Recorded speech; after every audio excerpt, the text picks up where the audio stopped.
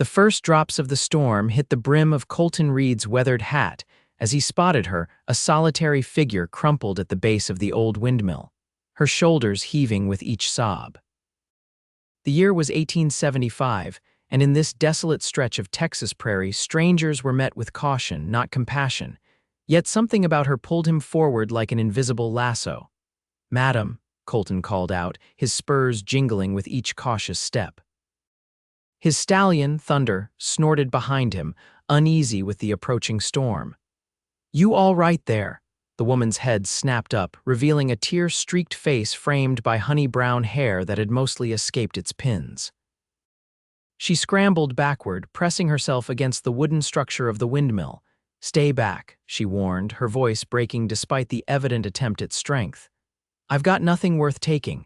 Colton stopped, raising his hands in a gesture of peace.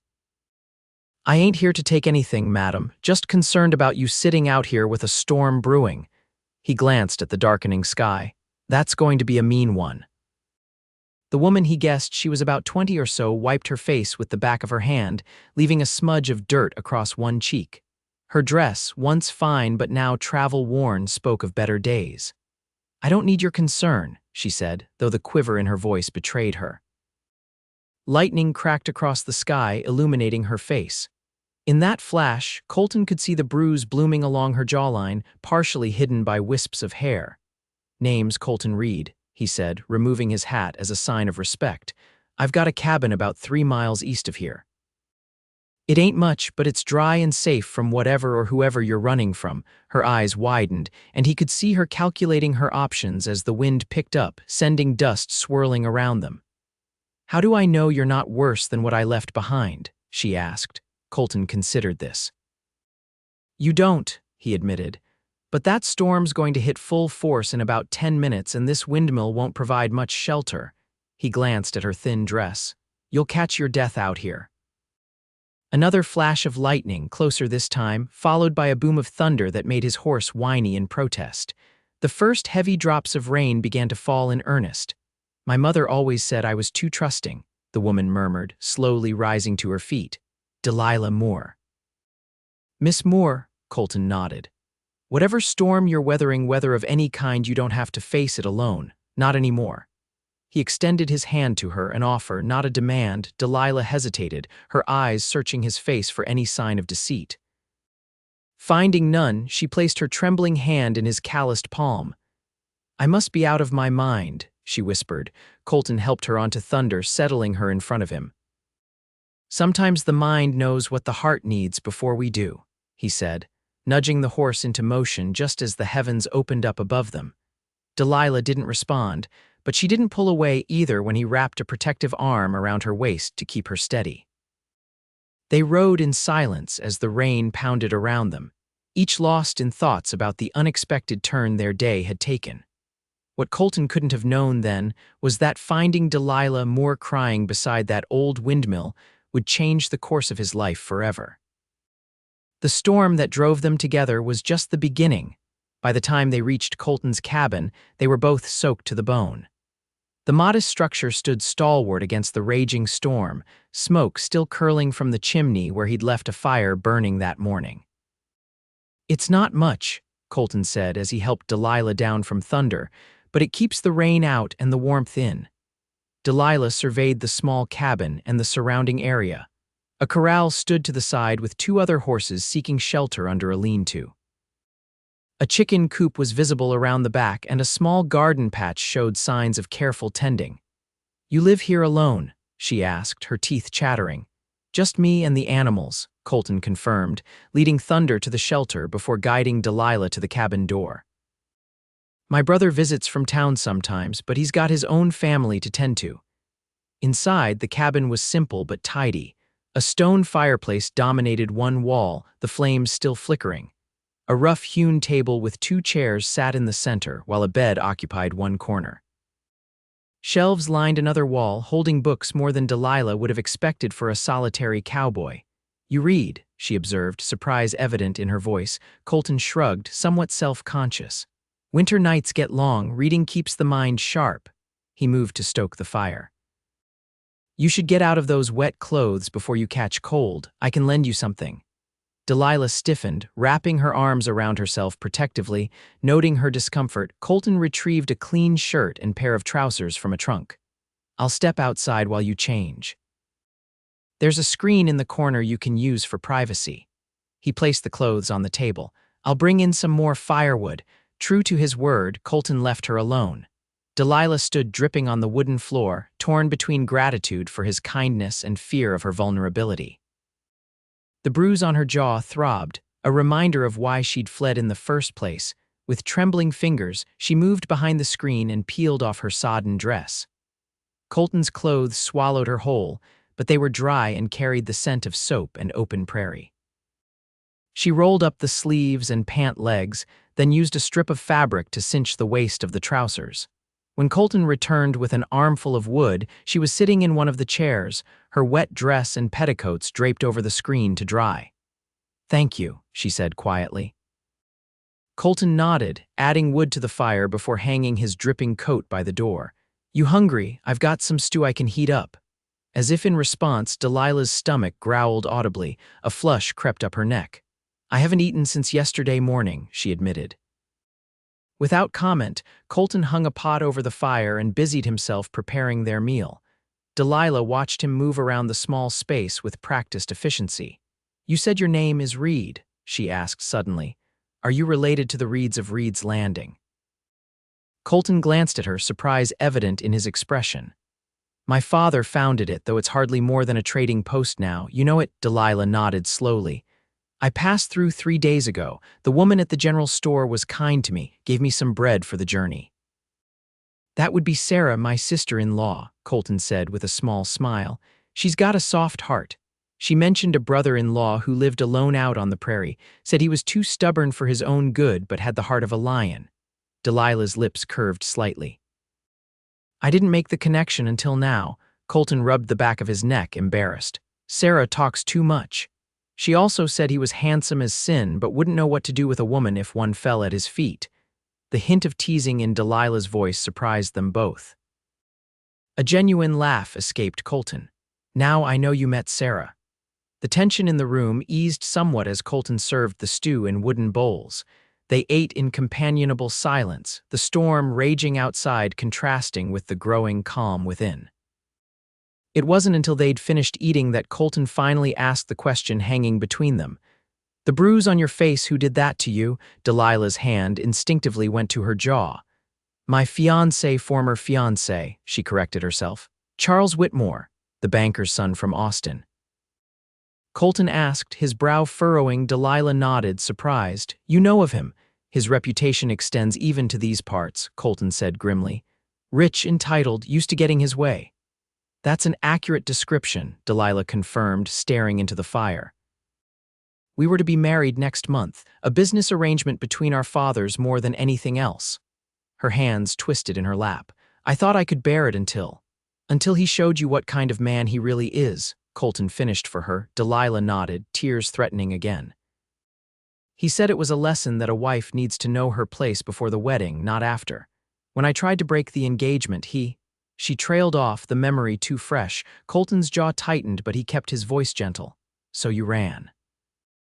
"With nothing but the clothes on my back and what little money I could grab," Delilah confirmed. "I've been traveling for days, mostly on foot after the stagecoach. I was trying to reach my aunt in Colorado Territory when I got lost in yesterday's rain." The Windmill was the first landmark I'd seen in hours. "That's a hard journey for anyone, let alone a woman alone," Colton observed. "I had no choice," Delilah said, a flash of steel in her eyes. "I won't be any man's punching bag, not even for my father's business interests." Colton nodded, respect evident in his gaze. "You're welcome to stay here until you're rested and ready to continue your journey. No one will look for you this far off the main roads." "Why would you help me?" Delilah asked, genuinely puzzled. "You don't know me." Colton was quiet for a long moment, the firelight playing across his features. "6 years ago, my sister ran from her husband for similar reasons," he finally said. "No one helped her. She didn't make it to safety." The pain in his voice was old but still raw. "I couldn't help her then." "Maybe I can help you now," Delilah's eyes filled with tears. "I'm sorry about your sister." "So am I," Colton said simply. He stood, breaking the moment. "You take the bed, I'll sleep by the fire." "I couldn't possibly," Delilah began to protest. "You could and you will," Colton interrupted firmly. "You need proper rest. The journey to Colorado is still long and you'll need your strength." Too exhausted to argue, Delilah retreated to the bed. As she pulled the rough blanket up to her chin, she watched Colton arrange his bedroll near the fire. "Mr. Reed," she called softly. He looked up, his face half in shadow. "Colton," he corrected. "Colton," she repeated. "Thank you for everything." He nodded once, then settled onto his makeshift bed. "Rest easy, Miss Moore. You're safe here."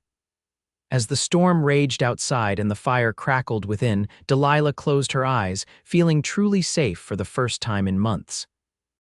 Whatever tomorrow would bring, for tonight at least, she wasn't facing her storms alone. Delilah woke to the aroma of coffee and the sizzle of bacon. For a disorienting moment, she forgot where she was. The unfamiliar ceiling above her, the firm mattress beneath, then memory rushed back. The windmill, the storm, Colton Reed. She sat up, wincing at the stiffness in her muscles from days of hard travel. Morning light streamed through the cabin's single window, revealing Colton at the stove, his back to her. "You're awake," he said without turning. "Thought you might sleep the day away." Delilah pushed back the blanket, suddenly self-conscious in his borrowed clothes. "What time is it?" "Just past 8, Colton replied, glancing over his shoulder. His eyes were the color of the sky after a storm. She noticed a clear, intense blue. "Coffee's hot if you want some." Delilah moved to the table, conscious of his gaze following her. Her hair hung loose around her shoulders, having come completely undone during yesterday's rain. She attempted to smooth it with her fingers. "There's a comb on the shelf if you need it," Colton offered, setting a mug of coffee before her. "And water in the basin for washing up." Gratefully, Delilah took the coffee, letting its warmth seep into her hands. "You're very accommodating for a man who lives alone." A ghost of a smile touched his lips. "My mother would haunt me if I forgot my manners." He turned back to the stove. "Hungry, starving," Delilah admitted. Minutes later, they sat across from each other, plates of bacon and johnnycakes between them. Delilah ate with unladylike enthusiasm, too hungry to maintain pretenses. "The storm's passed," Colton said conversationally, "but the creek's running high. You'd be wise to wait a day or two before continuing north." Delilah paused, her fork halfway to her mouth. "I don't want to impose. It's not an imposition," Colton interrupted. "It's common sense. The North Road will be mud for miles, and there's no shelter between here and Darton's Crossing. Besides," he added, his tone lightening, "I could use the help with some chores." "Considerate payment for room and board." Delilah studied him, trying to discern his true intentions. She'd learned the hard way that men rarely offered help without expecting something in return, but Colton's gaze remained steady, undemanding. "What sort of chores?" she asked cautiously. "The chickens need tending, and I've been meaning to mend some shirts," Colton said. "Nothing too taxing." "You want me to mend your shirts?" Delilah clarified, surprised by the mundane request. Colton shrugged, suddenly looking somewhat embarrassed. "I'm not much with a needle." "If you don't want to, no, I can do that," Delilah interrupted. The normalcy of the task was strangely appealing after days of fear and flight. "I'm quite good with needlework, actually." "Then it's settled," Colton said, rising to clear their plates. "You rest today, help tomorrow, and when the road's dry, I'll see you safely to the stage stop at Darton's Crossing." It seemed too simple, too easy. Delilah's life had taught her to be suspicious of kindness, yet something about Colton Reed's straightforward manner disarmed her usual defenses. "Why are you really helping me?" she asked abruptly. Colton paused in his task, considering her question. "Maybe I'm just doing what I'd hope someone would do for my sister if she'd had the chance," he said finally. "Or maybe I'm tired of eating my own cooking." The slight smile he offered took any sting from his words. After breakfast, Colton went out to tend to his livestock, leaving Delilah alone in the cabin. At first, she simply sat, savoring the rare moment of peace. Then, driven by both gratitude and restlessness, she began to tidy up. She washed the dishes, swept the floor, and even found a needle and thread to start on the pile of shirts Colton had mentioned. The simple domestic tasks were soothing, allowing her mind to settle after days of panic and flight. By the time Colton returned around midday, she had transformed the cabin. The shirts were nearly mended, the floor was swept, and she had even organized his collection of books. Colton stopped in the doorway, his eyes widening as he took in the changes. "You didn't have to do all this." "I wanted to," Delilah said simply. "It helped pass the time." Something flashed in his eyes, surprise, perhaps, or appreciation. "Well, thank you." He crossed to the shelf where she had arranged his books by author. "You've got a good eye for order." "My father owns a bookshop in Austin," Delilah explained. "I grew up organizing shelves." "A bookseller's daughter," Colton mused. "That explains your educated speech." He selected a volume from the shelf, a collection of poetry by Tennyson. "Do you read poetry, Miss Moore?" "Delilah," she corrected, echoing his own instruction from the night before. "And yes, though I prefer Wordsworth to Tennyson." Colton's eyebrows rose. "A woman of discerning taste." He returned the book to its place. "Your fiancé, did he share your love of literature?" The question caught her off guard. "Charles doesn't read anything that isn't a banking ledger or a racing form," she said, a bitter edge to her voice. "His loss," Colton said simply. Their eyes met across the small room, and something unspoken passed between them, a recognition, perhaps, of kindred spirits despite their different backgrounds. The moment was broken by a sudden knock at the door. Colton's hand instinctively moved to the pistol at his hip, while Delilah froze, fear flooding her veins. "Stay calm," Colton murmured, moving toward the door. "It's probably just my brother." But when he opened the door, it wasn't his brother who stood there. It was a woman middle-aged, plump, with kind eyes and flour-dusted hands. "Mrs. Holloway," Colton said, relaxing, "this is unexpected. When the Miller boy told me he'd seen smoke from your chimney during yesterday's storm, I thought I'd check you hadn't drowned," the woman said, peering past him to where Delilah stood. Her eyes widened. "Oh, I didn't realize you had company." The implication in her tone made Delilah flush to the roots of her hair. "It's not what you're thinking, Mrs. Holloway," Colton said quickly. "This is Miss Moore. She got caught in the storm yesterday, and I offered shelter." Mrs. Holloway's expression shifted from scandal to concern. "Oh, you poor dear, traveling alone in such weather, it's not safe for a young woman." "I'm discovering that," Delilah said with a rueful smile. Mrs. Holloway bustled into the cabin, a basket over her arm. "I brought you some fresh bread, Colton. Good thing I made extra." She placed the basket on the table, then turned to assess Delilah more thoroughly. Her eyes lingered on the bruise on Delilah's jaw, though she made no comment about it. "Those clothes are hardly suitable for a lady. I might have some things that would fit you better until yours are properly dried." "That's very kind, but," Delilah began. "No buts," Mrs. Holloway interrupted. "I'll send my Tom over with some things this afternoon, and perhaps I should stay a while for propriety's sake." Colton and Delilah exchanged a look of shared amusement at the older woman's transparent concern for Delilah's reputation. "That won't be necessary, Mrs. Holloway," Colton assured her. "Miss Moore will be continuing her journey as soon as the roads are passable. She's headed to Colorado to stay with her aunt." Mrs. Holloway nodded, though she didn't look entirely convinced. "Well, at least let me invite you both for supper tomorrow. The Reverend will be there. He visits once a month, you know. It would do you good to socialize, Colton Reed. You spend too much time alone with your horses and your books." Before either could respond, she was headed for the door. "Tomorrow at 6 then, don't be late." With that final instruction, she was gone, leaving a lingering scent of lavender and fresh bread behind her. Colton turned to Delilah with an apologetic expression. "I'm sorry about that. Mrs. Holloway means well, but she's appointed herself the moral guardian of everyone within 10 miles.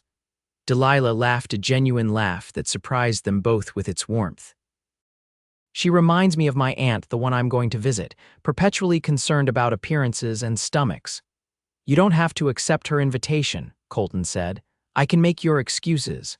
Delilah considered this, twisting a loose thread from one of his mended shirts between her fingers. "Actually, I think I'd like to go. It's been a while since I've enjoyed normal company." A shadow crossed her face. "Charles didn't approve of me socializing without him." Anger flashed briefly in Colton's eyes, but he controlled it quickly. "Then we'll go," he said with a nod. Though I should warn you, Mrs. Holloway will have half the county thinking we're courting by sunset tomorrow. Let her think it, Delilah said with unexpected boldness. It's less complicated than the truth. Colton studied her for a long moment, something unreadable in his expression. Yes, he agreed quietly. I suppose it is. True to Mrs. Holloway's word, her son Tom arrived later that afternoon with a bundle of women's clothing. The boy, no more than 16, blushed crimson when he handed the package to Delilah. Ma says these belonged to my sister before she got married and moved to San Antonio, he explained, studiously avoiding eye contact. She says you're welcome to them. Please thank your mother for me, Delilah said, accepting the bundle. It's very generous of her. Tom nodded, still blushing, then hurried away after a curious glance between her and Colton, who was chopping wood nearby.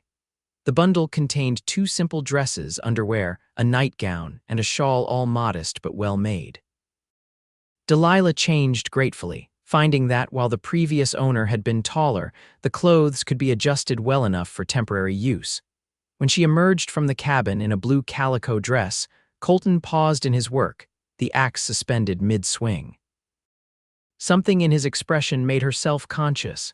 Is something wrong? She asked, smoothing the fabric nervously. Colton resumed his chopping, perhaps with more force than necessary. Nothing wrong, he said gruffly. It's just you look nice, is all. The simple compliment warmed her more than it should have. Thank you, she said softly. That evening they shared another meal by the fire.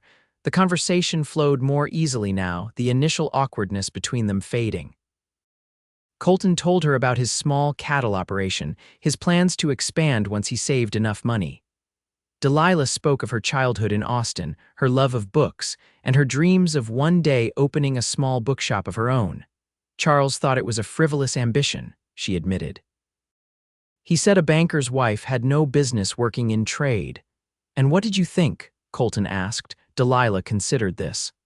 I thought I was willing to give up my dreams for security, she said honestly, until I realized the price was higher than I could pay. Colton nodded, understanding in his eyes. Sometimes the hardest choices are the ones that lead us where we're meant to be.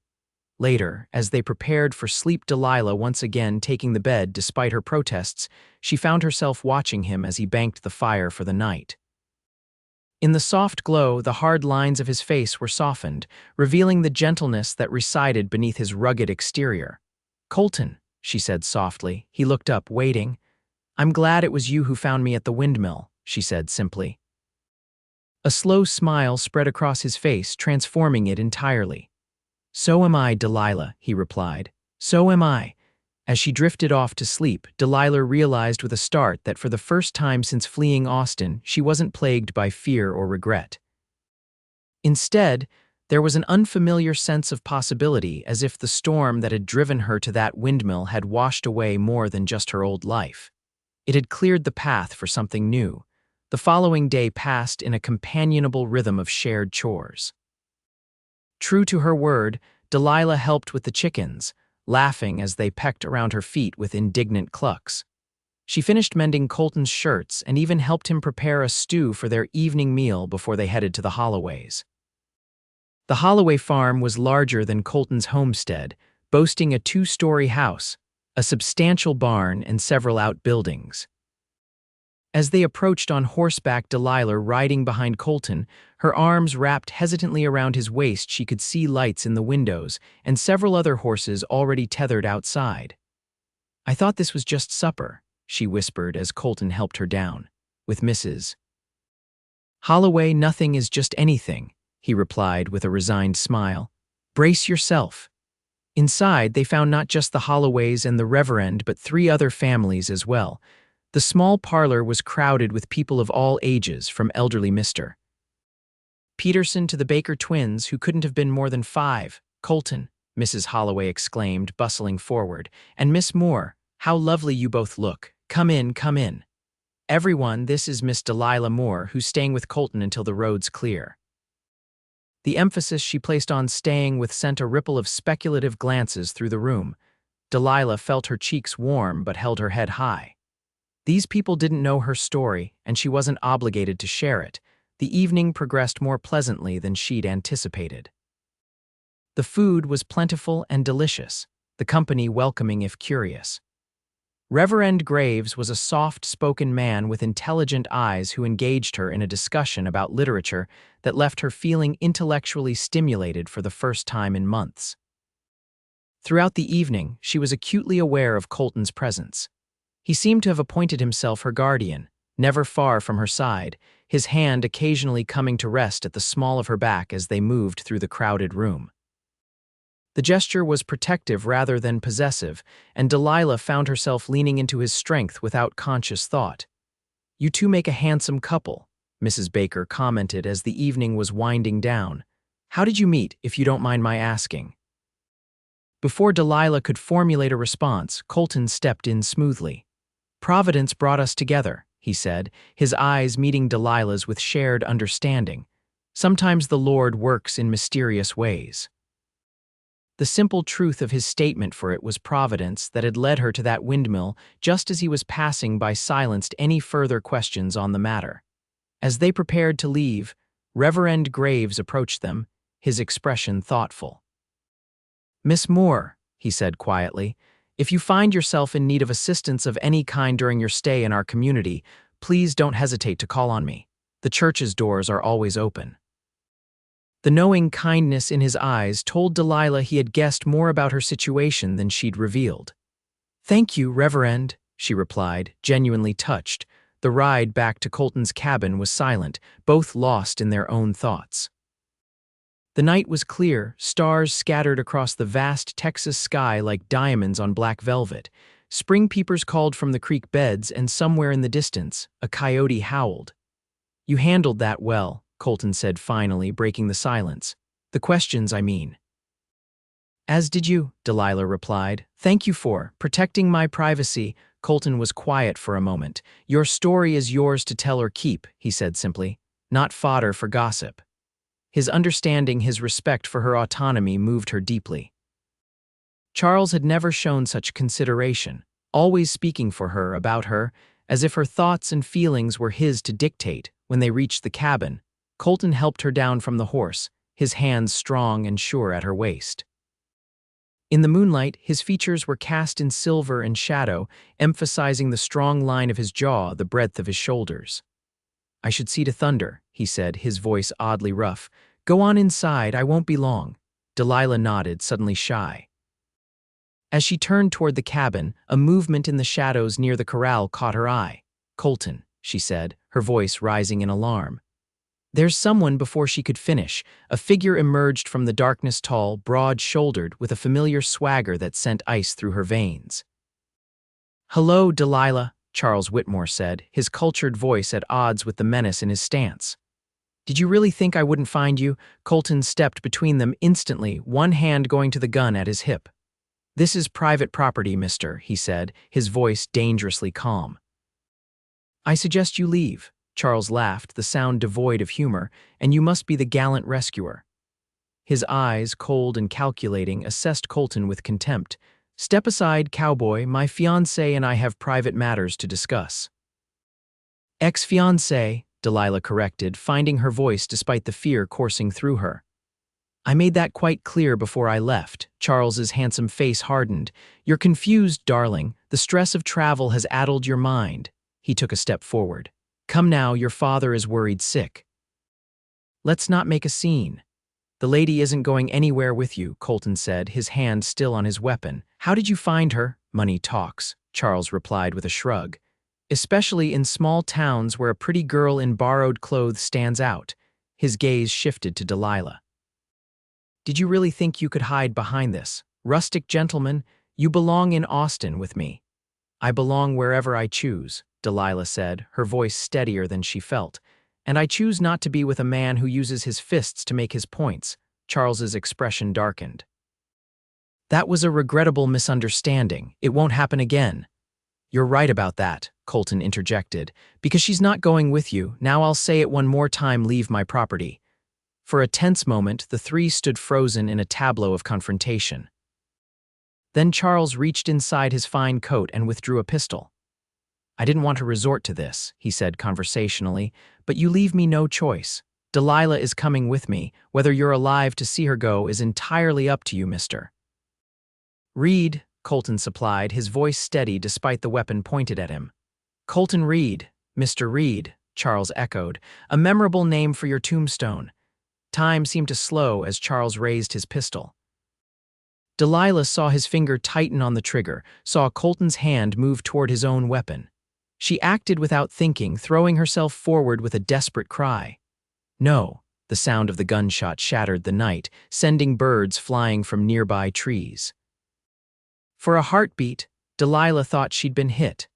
Then she heard a grunt of pain behind her Colton. She whirled to see him clutching his left arm, blood seeping between his fingers. Relief that he was alive mixed with horror that he was injured at all. Charles looked genuinely shocked, as if he hadn't expected the gun to actually fire. Now look what you've made me do, he said, his voice unsteady. This is your fault, Delilah. All of this could have been avoided if you'd just done as you were told. Something in Delilah snapped at his words. Years of acquiescence, of trying to please others at the expense of herself, crystallized into a moment of perfect clarity. She straightened her spine and stepped forward, placing herself deliberately between Charles and the injured Colton. The only fault here is yours, Charles, she said, her voice ringing with newfound strength. You're a coward who hides behind money and privilege, but you don't own me and you never will. Charles's face contorted with rage. You ungrateful, whatever insult he intended was cut short by the sound of hoofbeats approaching rapidly. A moment later, two riders appeared, a man who bore a striking resemblance to Colton, and another Delilah recognized as Tom Holloway. What in blazes, the Colton look-alike began, then spotted his brother's injury and the gun in Charles's hand. In one fluid motion, he dismounted and drew his own weapon. Drop it, mister, or the next bullet's between your eyes. Charles, suddenly outnumbered, slowly lowered his pistol. That's better, the newcomer said grimly.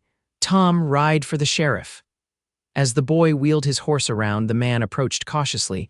You all right, little brother? Been better, Caleb, Colton replied through gritted teeth. But I'll live. Delilah hurried to Colton's side, helping him to a nearby bench. We need to stop the bleeding, she said, tearing a strip from her petticoat without hesitation. As she worked to bind his wound, Charles made one last attempt. Delilah, be reasonable. Your father, my father, doesn't get a vote in this, she interrupted fiercely. And neither do you. If you come near me again, I won't be responsible for what happens. The threat might have sounded hollow coming from a woman of her slight stature, but something in her eyes, a newfound resolve, perhaps made Charles step back. This isn't over, he warned, but the words lacked conviction. Yes, Colton said, his voice strained but determined, it is. Sheriff Wilson arrived within the hour, having been alerted by Tom Holloway. A grizzled man with shrewd eyes, he listened to all accounts before making his decision. Mr. Whitmore, you're under arrest for assault and attempted murder, he said, securing Charles's wrists with iron cuffs. This is absurd, Charles protested. Do you know who my father is? Can't say that I do, the sheriff replied mildly, but I know what I see. A man shot, a witness account, and a smoking gun with your fingerprints on it. He nodded toward Caleb Reed. Help me get him on his horse. He can cool his heels in my jail until the circuit judge comes through next week. As Charles was led away, still protesting his innocence and threatening legal action, Delilah felt a weight lift from her shoulders. For the first time since fleeing Austin, she allowed herself to believe she might truly be free. Inside the cabin, she helped Caleb tend to Colton's wound. The bullet had grazed his upper arm, painful but not life-threatening. Once cleaned and properly bandaged, Colton insisted he was fine, though the pallor of his face suggested otherwise. You could have been killed, Delilah said softly as Caleb stepped outside to fetch more water. Because of me. Colton looked at her, his blue eyes intense despite his pain. No, he said firmly, because of him there's a difference. Still, I brought this trouble to your door, she persisted. I should never have, Delilah, Colton interrupted, reaching for her hand with his uninjured arm. Remember what I promised at the Windmill. She nodded, throat tight with emotion. That I wouldn't face the storm alone. I meant it, he said simply. Every storm, including this one, their eyes held for a long moment, something unspoken passing between them. Then Caleb returned, breaking the spell. Later, after Colton had been settled into bed over his objections, and Caleb had departed with a promise to return in the morning, Delilah sat by the fire, watching the flames dance as she contemplated the day's events. Charles had found her once. He could find her again. The thought sent a chill through her that had nothing to do with the night air. Colorado suddenly seemed very far away, and the path there fraught with danger. A soft groan from the bed drew her attention. Colton was awake, watching her with concern despite his own discomfort. "You should be sleeping," she chided gently. "Hard to sleep with you thinking so loudly," he replied with a ghost of a smile. "What's troubling you?" Delilah sighed, moving to sit on the edge of the bed. "What if he comes back or sends others after me? I can't put you in danger again." Colton shifted, wincing slightly. The sheriff won't let him go anytime soon, and when he does, Charles Whitmore will think twice before showing his face around here again. "You don't know him like I do," Delilah said darkly. "He doesn't give up what he considers his." "Neither do I," Colton replied, his gaze steady on hers. The implication of his words hung in the air between them. Delilah felt her heartbeat quicken. "What are you saying, Colton?" He reached for her hand, his calloused fingers gentle against her skin. "I'm saying that sometimes life puts people in our path for a reason. Maybe you came to that windmill looking for shelter from one storm but found protection from all of them." "Are you offering me protection?" Delilah asked softly. "I'm offering you a choice," Colton corrected. "Stay." "Not out of fear or necessity, but because you want to. Because maybe, just maybe, what's growing between us is worth exploring." Delilah's breath caught in her throat. "We barely know each other," she whispered, though the words lacked conviction. "I know enough," Colton said simply. "I know you're brave and kind. I know you mend shirts with tiny, perfect stitches and arrange books by author. I know you laugh with your whole body when the chickens peck at your skirts." His voice softened. "And I know that when I saw you at that windmill, something inside me recognized something in you, like my soul had been waiting to find yours." Tears welled in Delilah's eyes at the raw honesty in his voice. No man had ever spoken to her with such unguarded emotion. "I'm afraid," she admitted. "Not of you, but of trusting my heart again." "Fear's not always a bad thing," Colton said. "Sometimes it just means you're about to do something brave." A tear slipped down Delilah's cheek. Colton reached up to brush it away, his touch impossibly tender. "Stay," he whispered. "At least until we know if this feeling between us is real. Then, if you still want to go to Colorado, I'll take you there myself." The offer, the choice, was everything Charles had never given her. Freedom coupled with connection, protection without possession. "Yes," she said finally, her voice steadying as certainty filled her. "I'll stay." Relief and joy transformed Colton's face. Despite his injury, he pulled her closer, his free hand cupping her cheek. "May I kiss you, Delilah Moore?" he asked softly. In answer, she leaned forward, pressing her lips to his in a kiss that felt like coming home after a long journey. His mouth was warm and gentle against hers, the kiss deepening as she melted into him, careful of his wounded arm. When they finally parted, both breathless, Colton rested his forehead against hers. "I've been wanting to do that since I found you at that windmill," he confessed. Delilah laughed softly. "Even with me looking like a drowned rat, especially then," he assured her with a grin. "You were the most beautiful drowned rat I'd ever seen." Their shared laughter filled the small cabin, chasing away the last shadows of the day's darkness. Outside, the Texas night continued its symphony of crickets and distant coyotes, stars wheeling overhead in their eternal dance. Inside, two people who had found each other against all odds began to weave the first threads of a future neither had imagined possible just days before. The weeks that followed passed in a blur of healing and discovery. Colton's wound mended slowly but surely under Delilah's careful attention. As his strength returned, he taught her about ranch life, how to ride properly, how to mend fences, how to predict weather from the behavior of animals and the shape of clouds. In return, Delilah brought order and warmth to his bachelor existence. She planted herbs beside his vegetable garden, hung curtains at the windows, and read aloud by the fire in the evenings. her voice bringing characters and distant places to life in the small cabin. News came that Charles Whitmore had been sentenced to 6 months in the territorial prison for the shooting. His father had attempted to intervene, offering substantial bribes, but the circuit judge, a man known for his incorruptibility, had been unmoved by the banker's influence. 6 months isn't long enough, Caleb had commented grimly when he brought the news, but it's something. Delilah had written to her aunt in Colorado, explaining her changed circumstances. The reply, when it came, was full of cautious optimism and a promise to visit once the summer stage routes were established. She had also, with Colton's encouragement, written to her father. That letter had been harder to compose, balancing her love for him against her anger at his willingness to sacrifice her happiness for business connections. She didn't expect a reply, and for weeks, none came. Then, on a warm day in late April, a rider from Reed's Landing brought a letter bearing the Austin postmark. Delilah's hands trembled as she broke the seal. Colton, who had been repairing a saddle on the porch, set aside his work. "Do you want privacy?" he asked gently. Delilah shook her head. "No, whatever it says, we face it together." Taking a deep breath, she unfolded the letter and began to read aloud. "My dearest Delilah, your letter found me in the depths of regret and self-recrimination. I cannot express the anguish I have felt knowing that my actions drove you into danger. When you disappeared, I feared the worst. The news that you are safe and perhaps even happy has lifted a burden from my heart that I had thought permanent. I was blind, my child. Blind to Charles Whitmore's true nature and blind to my own folly in placing business interests above your well-being. No father worthy of the name makes such a choice, and I can only beg your forgiveness for my failure. The Whitmores have, of course, severed all business ties with me. The store struggles, but we will survive. Some things are more important than prosperity, a lesson I have learned at too high a cost. As for your Mr. Reed, I would very much like to meet the man who has earned your trust and affection. Should you wish it, I would come to you, or, if you prefer, your home shall always be open to you both here in Austin.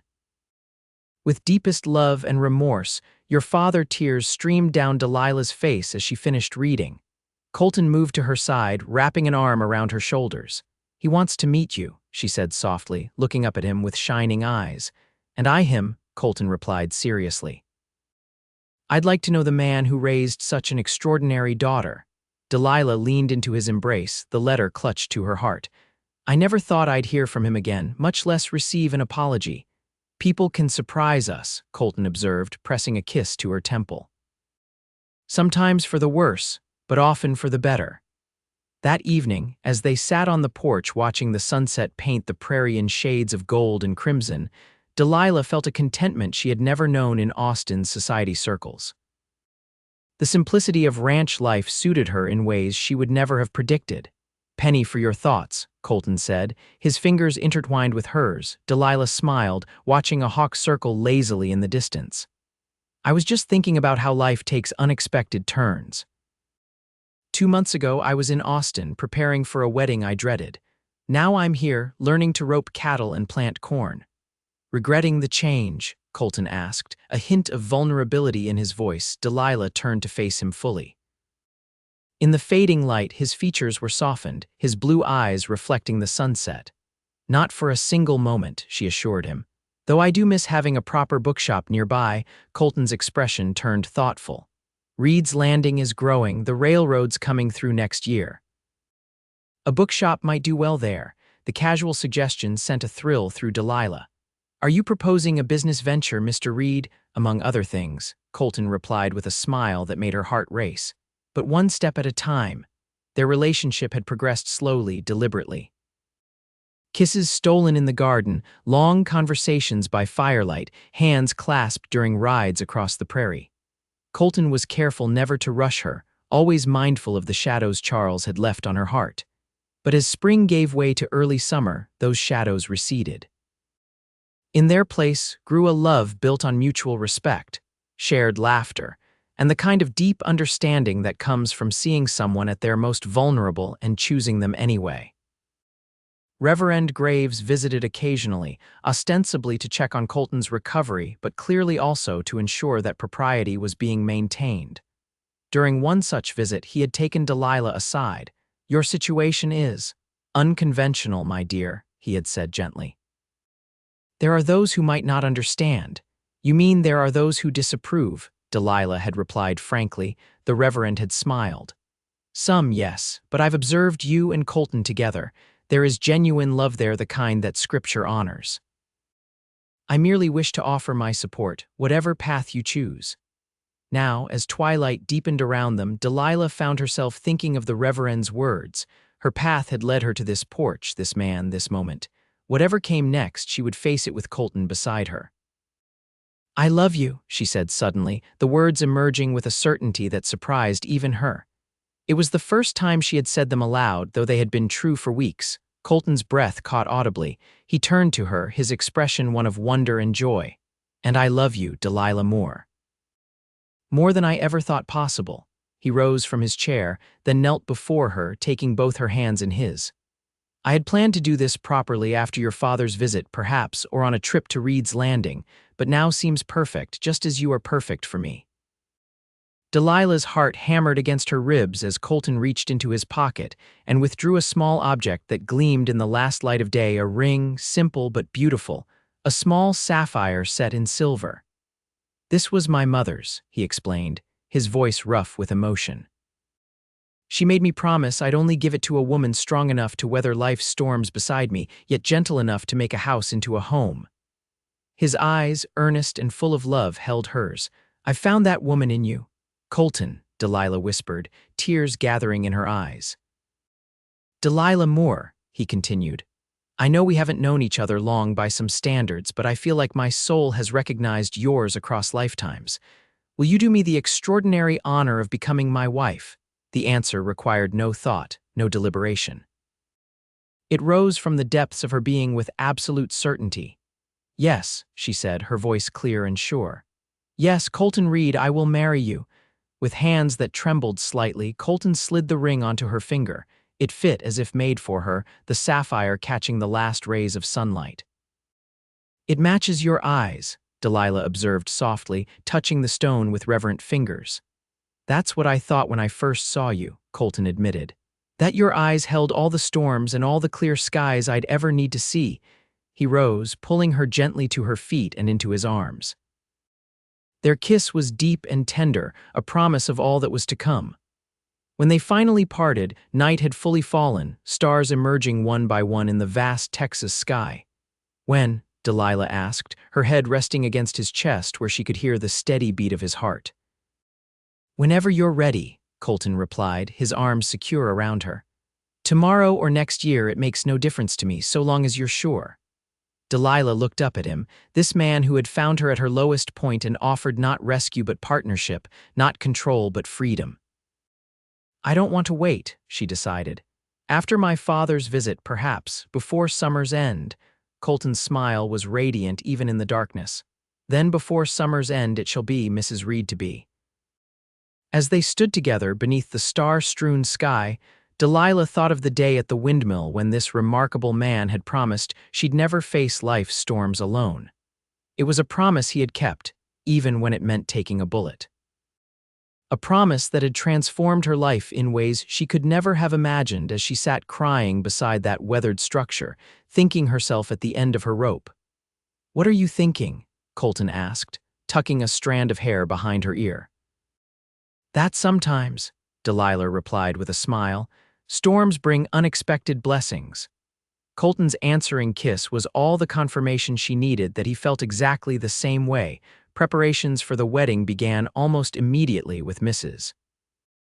Holloway appointing herself unofficial coordinator of the event.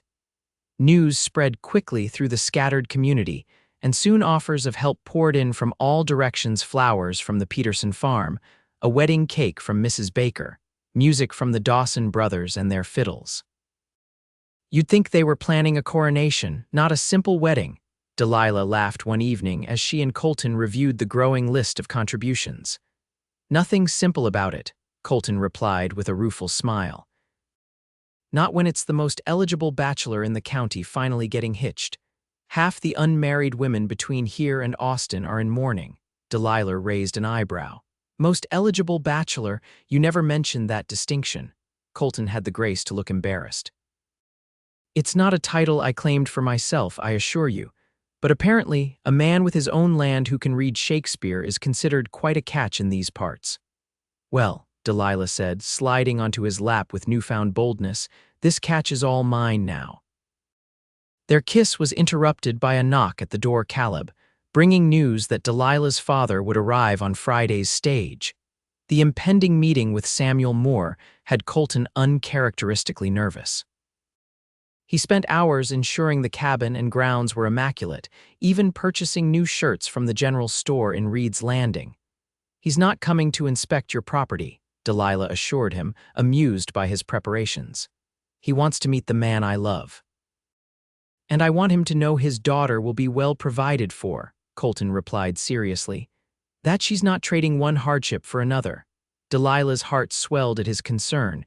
He'll see that, she promised, straightening his collar. He'll see what I see, a good, honorable man who loves me for exactly who I am. Friday arrived with clear skies and mild temperatures, perfect Texas spring weather. Colton and Delilah rode to Reed's Landing together to meet the stage, both tense with anticipation. As the dust-covered coach rolled into town, Delilah's grip on Colton's hand tightened. Then the door opened, and a man stepped down, tall, with silver-streaked dark hair and Delilah's same blue eyes.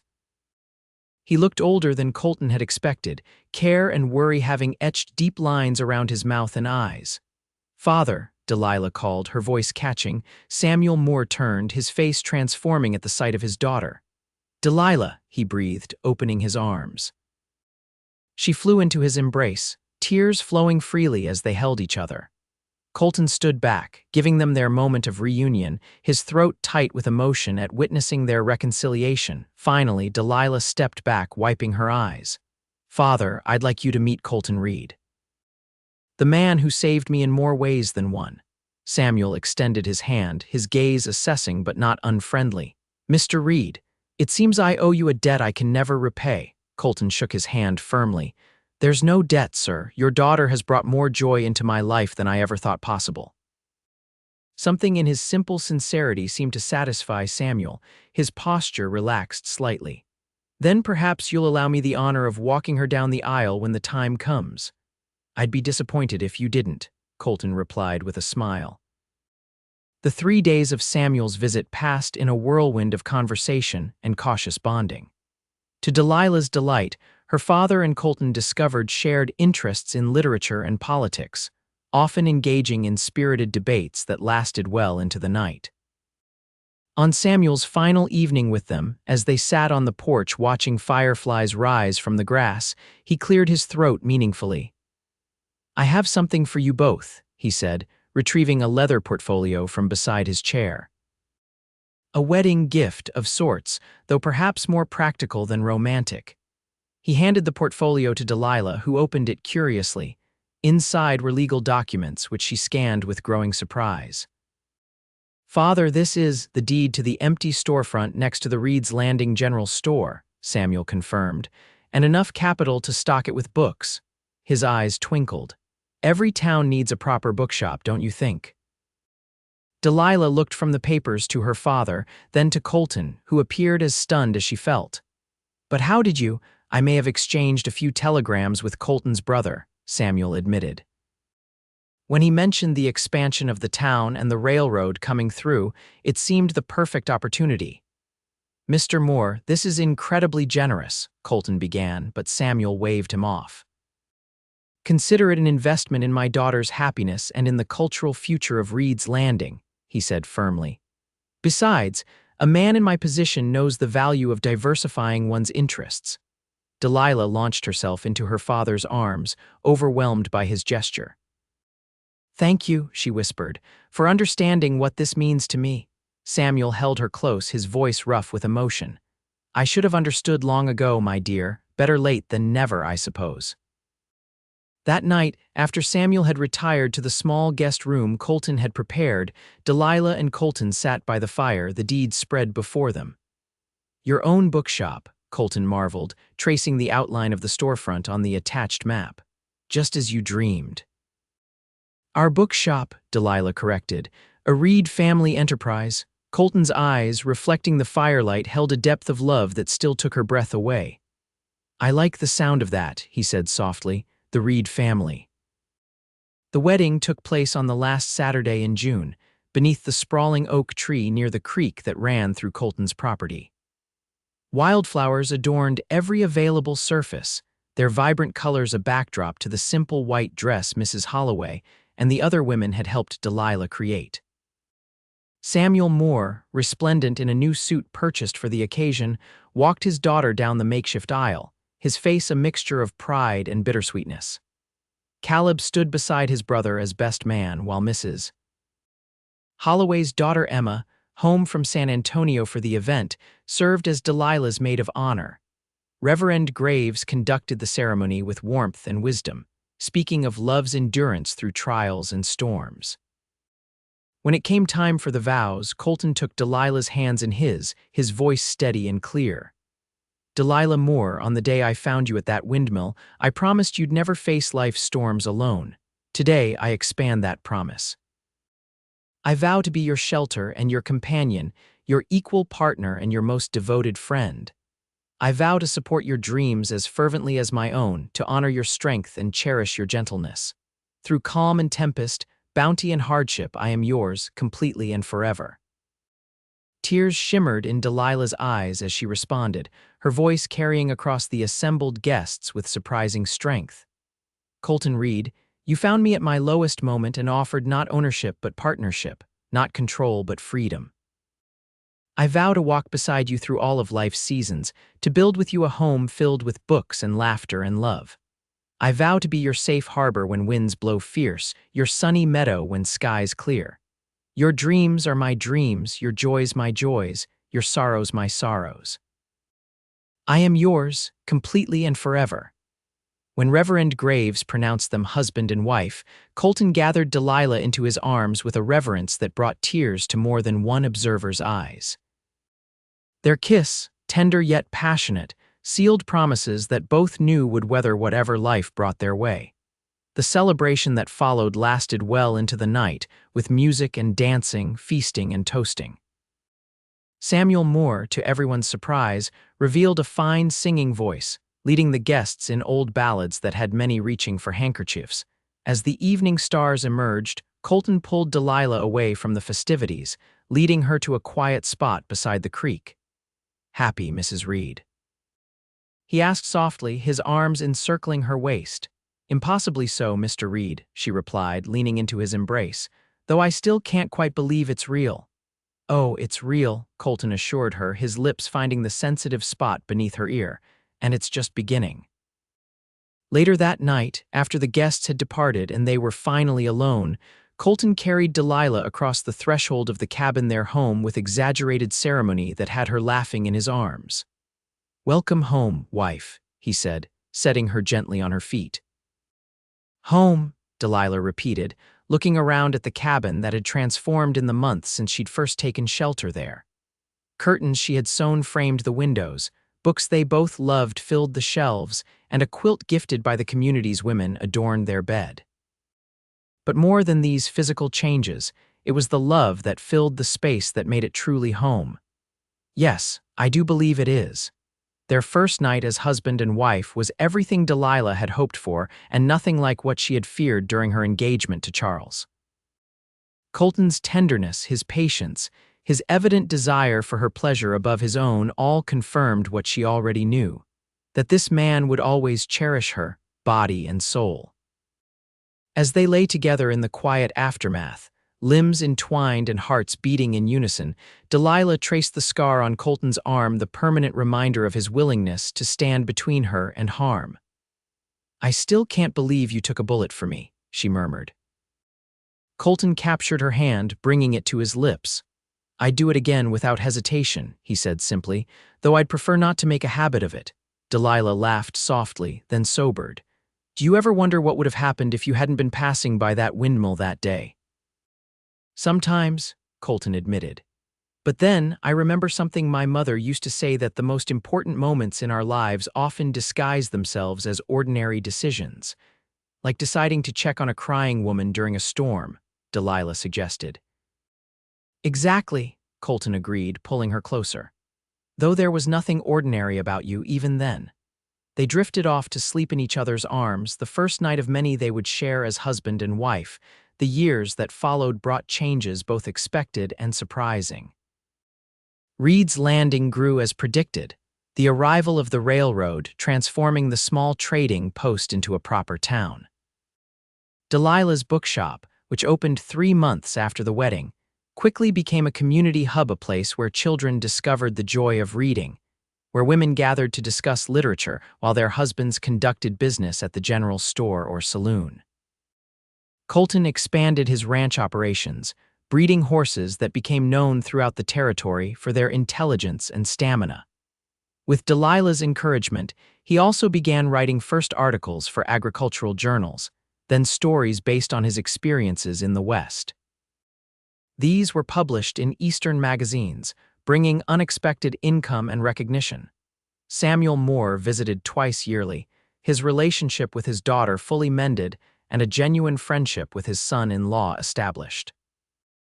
On his third visit, he arrived with news that Charles Whitmore had left Texas for good, his family's banking interests having suffered significant losses after a series of poor investments. Apparently, Samuel reported with poorly concealed satisfaction, young Whitmore is now working as a clerk in his uncle's shipping office in Boston, a considerable step down for a man of his previous standing.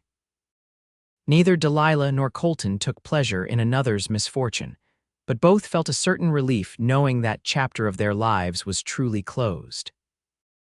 Their first child, a daughter they named Catherine after Colton's mother, arrived almost exactly 9 months after the wedding, a fact that caused much good-natured teasing from Caleb. She had Delilah's blue eyes and Colton's quiet determination, learning to ride almost as soon as she could walk. 2 years later, Samuel joined the family, a robust boy with his grandfather's silver-streaked dark hair, though in his case, the silver was a distinctive birthmark rather than age. A third child, Elizabeth, completed their family 3 years after that, surprising everyone with her fiery red hair, a throwback, Colton's brother explained to their Irish grandmother. Life was not without its hardships. A drought in their 5th year together tested the ranch's resources and resilience. A bout of scarlet fever swept through the community when Catherine was 7, claiming several lives and leaving Delilah exhausted from helping tend the sick.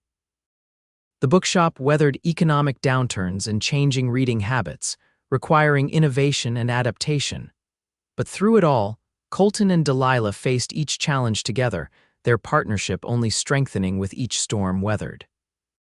They built a larger home as their family grew, though they kept the original cabin as a guest house and occasional retreat when they needed time alone together.